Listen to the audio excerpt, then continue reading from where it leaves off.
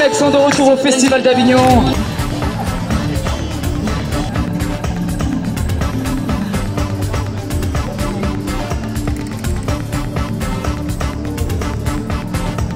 Bonjour, alors on est au Festival d'Avignon et on sort tout juste de la pièce mise en scène par Sandra Gaudin, Louis Germain David de Funès de Galarza. Pourquoi Louis de Funès et pourquoi pas Bourvil, comme vous l'avez mentionné dans le spectacle? Peut-être qu'on aurait mieux fait de monter sur Bourvil, mais parce qu'il a fait, je pense plus, il avait un sens comique qui était peut-être plus repérable. Et puis, Louis de Funès a fait beaucoup de théâtre, donc on s'est aussi basé sur les pièces de théâtre. Et par exemple, pour quelqu'un comme moi qui n'est pas de la génération de Louis de Funès et qui ne connaît pas bien Louis de Funès, non, est-ce que vous pensez que ce spectacle il est accessible à tout le monde? Oui, parce que même si on ne connaît pas Louis de Funès, bon, je pense que de toute façon, vos parents, vos grands-parents, vos arrière-grands-parents le connaissent parfaitement bien, parce que c'était vraiment un mythe pour tout le monde. Et dans les familles, ça réunissait beaucoup. Donc, et c'est l'occasion justement de rencontrer Louis de Funès, mais comme on rencontre Molière, comme on rencontre d'autres auteurs. Ouais. Et puis, par rapport au Festival d'Avignon, est-ce que c'est plutôt une réussite ou ça marche bien ou c'est plutôt un crash, on va dire? Grâce à vous, c'est pas un crash, mais non, c'est le 3e jour, on a beaucoup de chance parce que ça marche très bien.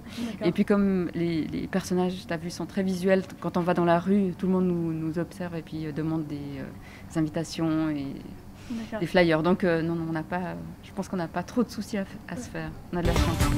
Oui, donc nous sommes en compagnie de Fred Mudry, un des comédiens du spectacle sur Louis de Funès. Il est très fatigué et il n'en peut plus, mais est-ce que vous avez une anecdote par rapport au tractage à nous raconter? Au tractage. Au tractage, exactement. Le fait de donner des tracts dans Avignon. Ouais. Tout le monde nous avait dit « Attention, Avignon, c'est terrible, c'est terriblement dur, c'est horrible. » Et pour nous, je dois le dire, le tractage est un véritable bonheur. Nous avons un franc-parler qui fait que les gens, tout de suite, sont pris de sympathie pour nos personnages et que directement, nous pouvons un peu jouer dans la rue. On joue déjà un petit peu la pièce en décalé. C'est-à-dire, par exemple... Santé. Par exemple, on fait Louis de Funès en décalé, par exemple. Okay. On fait, par exemple, Claude Jansac à l'envers. Et ça nous permet d'avoir tout de suite une accoutumance, une accointance, une promixité qui fait qu'on arrive tout de suite à capter l'auditoire de la rue, les gens simples de la rue qui viennent tout de suite au spectacle et qui, là, on reconnecte avec le vrai spectacle. Donc tout revient à l'envers, il n'y a plus rien de satanique et le spectacle s'en va. Nous sommes en présence de Laurence Vial, la comédienne terrifiante et incroyable de Une sainte dans l'incendie. Donc ma première question, Jeanne d'Arc est surnommée la pucelle d'Orléans. Est-ce que vous aussi vous êtes d'Orléans? Non. Non. Non, je ne suis pas d'Orléans et non, je suis déjà allée, je crois, je suis passée par Orléans, mais non, je ne suis pas d'Orléans, je suis de Bruxelles. Je me demandais parce que j'ai bien imaginé que c'était un texte difficile pour vous, parce que voilà.